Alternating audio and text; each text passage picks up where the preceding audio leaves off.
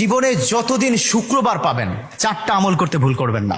আজকে শুক্রবার না, আমি জানি না 4টা আমল করেছেন কিনা বা করছেন কিনা, আপনারা মিলিয়ে নেবেন। যদি 4টা আমল আজকে না করে থাকেন, আজকে থেকে জীবনে যতদিন শুক্রবার পাবেন 4টি আমল করতে ভুল করবেন না। পারবো তো ইনশাআল্লাহ? ইনশাআল্লাহ। 1, দুরূদ পড়া। আমার বিশ্বনবী দুরূদ সম্পর্কে কত অসাধারণ কথা বলেছেন।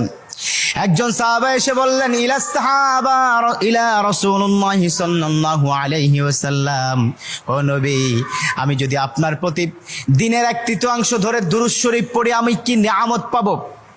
বিশ্বনবী বললেন, তুমি যদি দিনের 1/3 ধরে আমার প্রতি দুরূদ শরীফ পড়ো তোমার জন্য বিশাল উপকার হবে, আরো বাড়িয়ে পড়লে তোমার জন্য আরো ভালো হবে।